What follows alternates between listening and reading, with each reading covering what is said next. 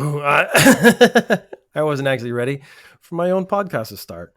So I've had full vaccination. More than 50% of the country of Japan is now fully vaccinated. That means they've had 2 needles. And there's a lot of people, a lot of my friends and stuff were all talking about the various effects of the needle. That's fair. Uh, they are, there's a lot of people who are essentially afraid of needles. And that is an issue. Like a friend of mine told me a story about a lady who basically had a panic attack, had to be put in a wheelchair and wheeled away. She hadn't even got the needle yet. She just looked at it. I'm not a fan of needles. I don't think most people are. I just don't look at it and I'm fine. So the pain is nothing. Just don't, yeah, I don't, if I don't see it, when they take blood and stuff, I don't look. I don't freak out. Just like, yeah, go ahead and take my blood. But it would be nice if there was an alternative. Mie University is attempting to create a nasal spray vaccine. They started development in 2020. They say there are lower to no side effects.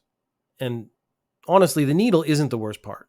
It's the side effects, like the fever and maybe taking a couple days off work and feeling like garbage for a while. The problem, the reason why this hasn't become a thing yet, is that it's going to cost 10 billion yen to bring to market, which is fair. I mean, I actually understand this is going to be expensive. That makes sense to me. But 10 billion yen, so the guy from Mie University who wants to get it going is basically saying, like, I don't have this much money. I have this great idea and it seems to work really well, but I need someone to like pay for it. And also he wants to make it worldwide, which I thought was nice because in other countries, one of the things they said, storage is a lot safer. You can store it for up to 6 months. Whereas some of the stories that have come out have been about like, oh, this batch went bad or this was contaminated. So if you can keep it for a lot longer and just, it'd be a lot easier to get to people. You could literally go door to door and just shove it up people's noses. And I guess they don't want to go door to door. They want it to be more organized. But I'm saying that's a possibility. You go to a place where, maybe people can't read or the infrastructure isn't solid. You could actually go door to door and maybe save a lot of lives. So that is something I hope becomes a thing. I mean, a nasal spray. Yeah, I got no problem with that. They could actually like put it on a table, cut it up, and I'll snort it. No idea what I just said. So last week I talked about Takeshi, Beat Takeshi, my very tenuous connection to him, as in I was in the same building for a period for the same advertising campaign. He was attacked, and the bit I didn't have was why, and the why is the more important part for pretty much every story. And I always am kind of disappointed when the follow-up or the report never includes why someone was attacked. So it turns out the guy who attacked him was part of a Yakuza group. And you'd think, wow, clearly Takeshi owes money or he's offended the Yakuza in some way. And so the Yakuza are trying to get him back and kill him. Nope. Turns out this guy didn't want to be a Yakuza anymore. He snuck onto one of the television sort of studio lots and he found Takeshi and he's like, hey, Takeshi, be my mentor.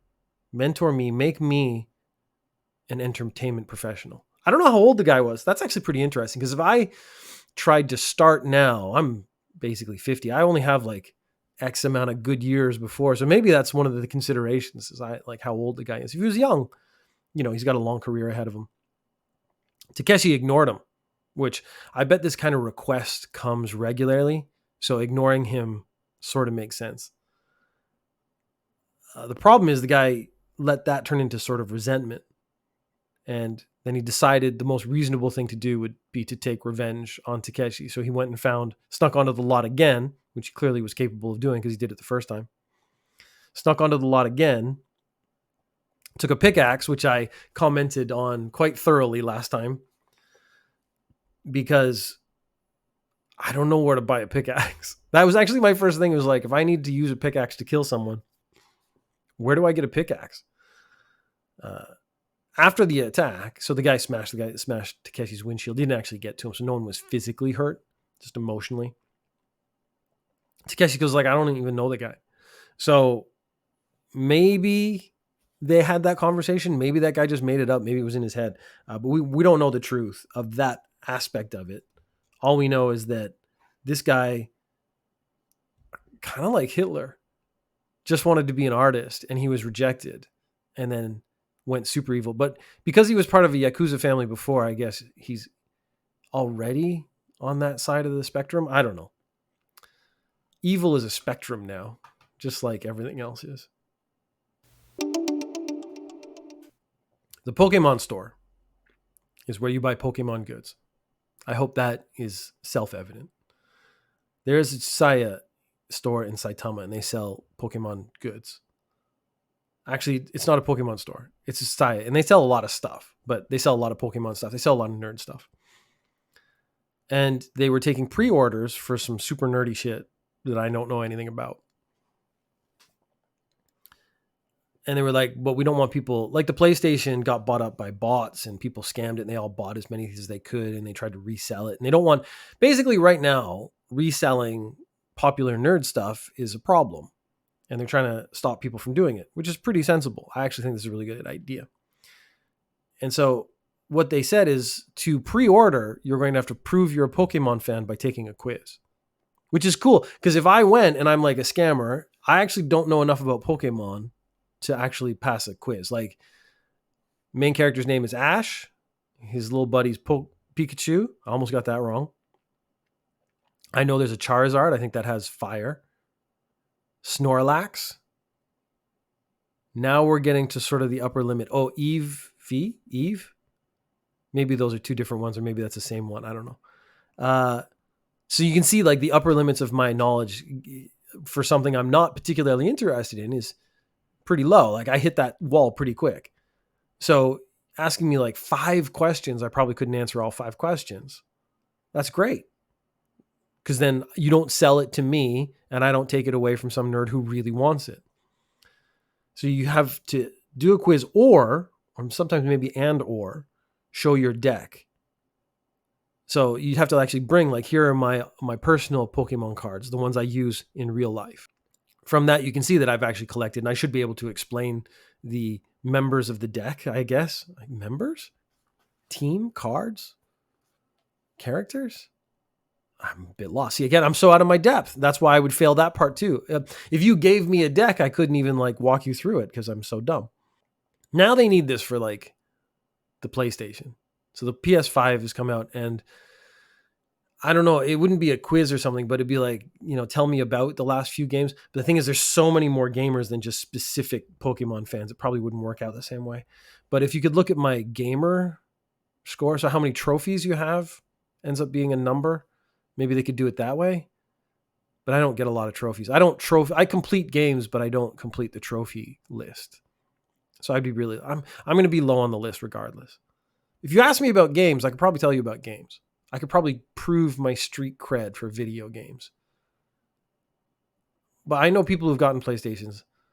They don't necessarily deserve them more than me. Yet I am not resentful that they have them. I hope they enjoy them. I'm not going to buy one until next year anyways. I'm not worried about it. I know if I buy a PlayStation, I won't play all the games I have for the PlayStation 4. And that means I've spent money for nothing. So I'm going to finish all those games. And by that time, I'll probably have bought more on sale. Because as the PlayStation 5 gets into longer its first year, all the prices for PlayStation 4 go down. I was just trying to think of a system to do the same thing to make it so that the people who really want PlayStations can get them, like this Pokemon thing. I guess a quiz doesn't work the same way. Whatever. The state of emergency has just been extended again. But again, my frustration is the state of emergency doesn't mean anything. That's actually the biggest problem. Bars are supposed to close at 8:00, and some bars are putting up close signs, but staying open. This applies to 40% of the bars in Shinjuku. So you can't just walk in, because then the cops could just walk in and find out you're still serving alcohol, and then you get in trouble and stuff. So I read a story and it was about this guy, and he knows the owner, and you call the owner, you stand and he goes, "Where are you?" And you go, "I'm standing outside the front." And he goes, "Just a second." He comes, gets you, brings you in, locks the door, and keeps it like closed to the outside world. So these are now private parties. And they were referring to them like speakeasies, but of course speakeasies were hidden 24 hours a day. But this is similar. They're hiding that they're open certain periods, which is very interesting. the reason this story actually was more interesting to me is that it was like half the bars in Shinjuku, and I guess that's probably true of almost any entertainment district. A bunch of bars are still open. You just have to know how to get into them. You have to know someone on the inside. The bars could get 60,000 yen a day from the government as like making like to keep them going. But the bar owner said that was only 40% of sales. So I found that really interesting because now you have a sense of how much a bar is making in Shinjuku every day. And then you can start to extrapolate how much they make a month. Now they do have to pay for the rent and the actual stuff they serve and salaries and all the costs that come along with it. But you could get a good sense of how much money you could make if you opened a bar in Shinjuku. I'm not going to do the math for you. Normally I would. I don't have the energy. I've been very low energy the last few weeks. This is the first day my kids are at school, and they're going to be at school until, it's not a full day, till 2:00, but that's pretty good. So I was tempted to not make podcast today and just sit in silence with Dave. But then my feeling of obligation struck, and I did this for you. And I think maybe it's time you started showing some appreciation. Last story is a big one. It was a very slow news week as far as interesting news goes. There actually wasn't any dirty news that struck my interest. There was a couple of things, but I didn't even write them down because it was just the same stuff you've heard a million times before. So why do it? We have talked about how Suga is stepping down. And so now they've already shifted focus. The news has already shifted focus on who's going to replace him in the party. So you need a president of the party who could then become prime minister. And this is actually confusing because they use 2 terms, but it's because you actually would hold 2 positions. You would be the prime minister of Japan, the president of your party.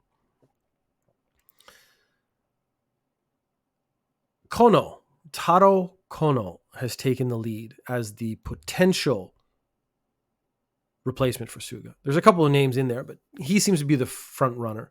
He has the support of Abe and a couple other guys and stuff. So that's one of the reasons. Interestingly, he was in charge of the vaccine rollout. And one of the things Suga said as he stepped down is that he wanted to focus. He's not going to be prime minister because he wants to focus on the coronavirus and fixing that. So it means he would be swapping positions with Kono. Now, the rollout in Japan was very slow. It just took a long time. Once it got started, it really ramped up, and that was impressive. I talked about my experience. I was a maximum 30 minutes. So I would go to the place where they're doing the vaccine. I would, you kind of check in 3 times. They check who you are, and then they check your documents, and they check your documents, and then they sit you down and give you a number, and they check that again. And then they go in and they give you the jab. And you have to sit there for 20 minutes to see if there's any significant reaction. Then you go home. I don't think I spent more than 30 minutes both times I got the vaccine. So the actual vaccine itself process, now that it's in place, is incredibly efficient. This is kind of a very Japanese thing. It takes them forever to get started on something, but once they get started on something, it's awesome. Because once they've put all that energy into bureaucracy, they actually get it done really quickly. One of the things, so who is Kono? And I went and looked for sort of past scandals and actually didn't find that many, which is a good sign because he's very easily confused. There's another guy called Taro Aso who is scandal ridden. So it's very easy for a non-Japanese person to actually confuse the two because they both have Kono in their name.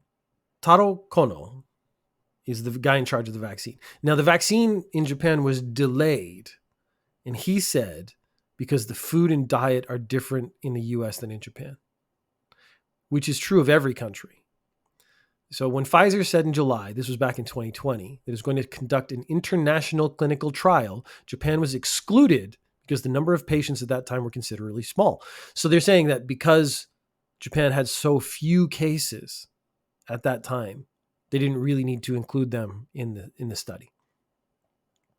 The vaccine minister said they thought that it would be meaningless to do it in Japan because it would only take time. Pfizer still included about 100 Japanese expatriates and exchange students in the US in its clinical trial, telling Japan that they had data on Japanese nationals, But the health ministry said it wouldn't work because the food and diet are different in the US than in Japan. So basically they're saying Pfizer included Japanese people, but those Japanese people, because they were eating Western food, those results were not valid, which is stupid. In the end, Japan conducted domestic clinical trials on about the same number of Japanese participants, 160, delaying the start of the vaccine rollout. Japan has a very strong sense of being special. This is a conversation that comes up. Anyone who lives in Japan after a while is going to get the sense that Japanese people think they're different from everybody else. Something I saw on the internet yesterday was English teachers struggling to explain to Japanese people that when they travel to other countries, they are the foreign person. So the example was this guy went to France and he came back and he was talking about France. He said, oh, there were so many foreigners there. And he's like, oh, the teacher said, France is a very popular travel destination for tourists. There's going to be lots of tourists around. He's like, no, all the French people, all the foreign people. And then he tried to explain to the Japanese person that they, being the person who doesn't belong to that country, they were the foreign person. And the person they were speaking to, the student, got upset and actually complained about the teacher. And the teacher's like getting in trouble by their boss later, saying like, I was just explaining to them the reality that if you are the person in the country, you are the foreign person. And the boss is like, I know, but we got to keep that student's money, so don't bug them again. So that's how far it goes. Something I was actually talking with my coworkers about the other day is Japan has 4 distinct seasons. Now, anything along the same line of the equator, so the latitudes, is going to have the same basic seasons. And I have pointed out to students, so students have said, like, why is Japan special? And they go, oh, well, Japan has 4 distinct seasons: summer, fall, winter, and spring. And they say it like that's something I conceptually have never seen before. And I said, well, Canada has the same, because Hokkaido, the top parts of Japan, are all in the same latitude, has the exact same weather. We have a spring that's about the same amount of time. We have a summer that's about the same amount of time. Where I used to live, winter was longer, but we still had all 4 seasons. And then the students like confused, like, but Japan's special. Japan has 4 seasons. I was like, do you think Canada is snowy all the time? And you can see in their head, they're like, yeah. And then I had to point out, like, do you think like Canada produces food? When do you think they do that if it's snowy all the time? They're like, suddenly this is when the gears start like, it's not working anymore. I go, we have a summer, that's when we grow wheat and corn, which is a big export from Canada. So in between summer and winter, there's a transition period. What do you think those are? And this was like literally breaking minds. And they would insist that it's not the same.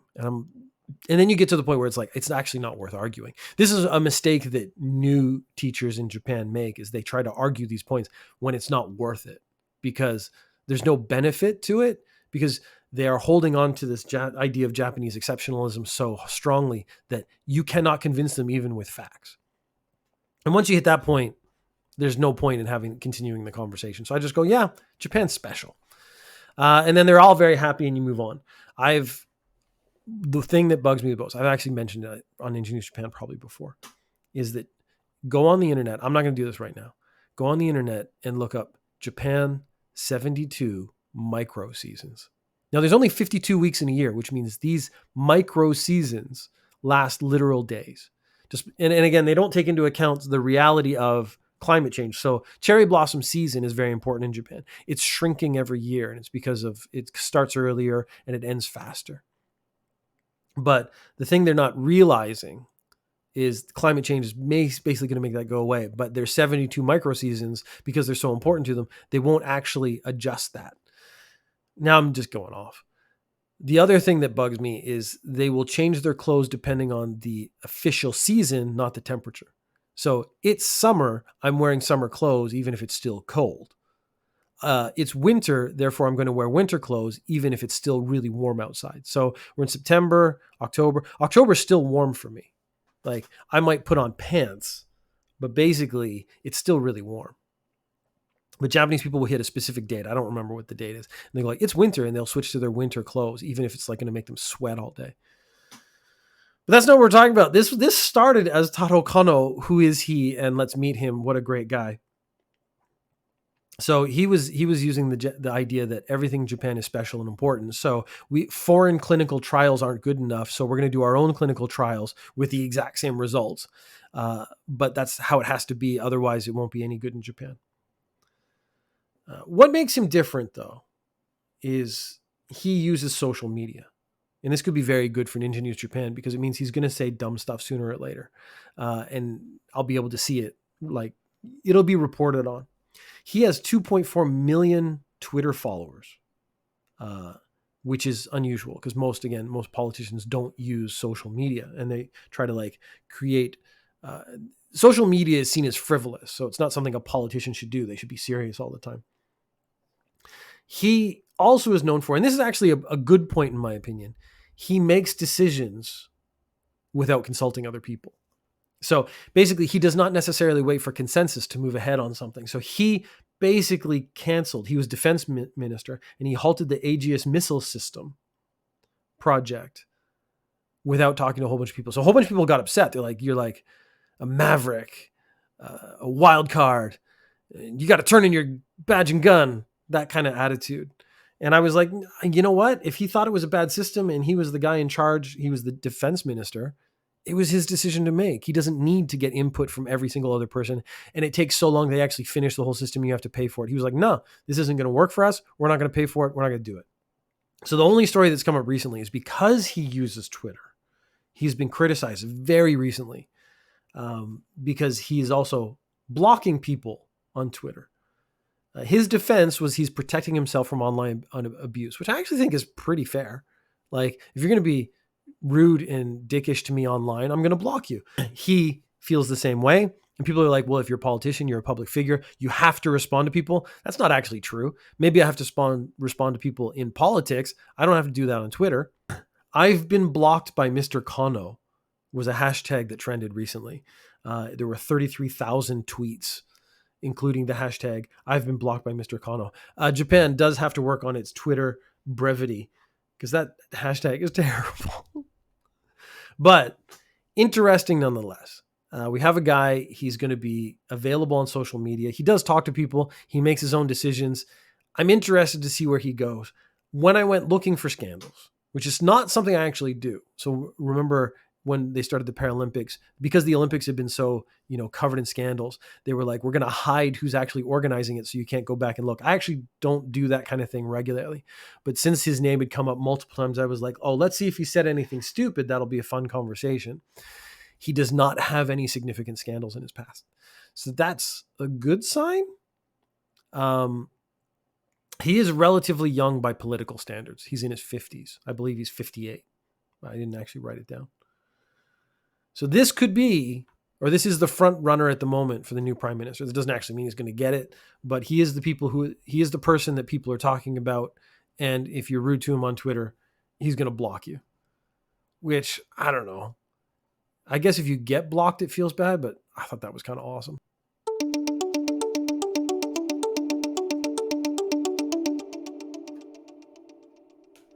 Thank you for listening. You can subscribe on iTunes, Google, Spotify, or anywhere you get podcasts. You can also watch on YouTube/Velocipodcast or streaming on twitch.tv/chunkmcbeefchest. You can find Ninja News Japan on Facebook. Send questions or comments to speakpipe.com/Velocipodcast. Link in the description. Check out all the podcasts in the Velocipodcast family. See McB, Ninja News Japan, and Daily Affirmations Weekly. If you follow me on Twitter and are pretty rude, I probably won't block you because I am desperate for attention. That's the whole reason I am doing this. For some kind of validation I didn't get from my father.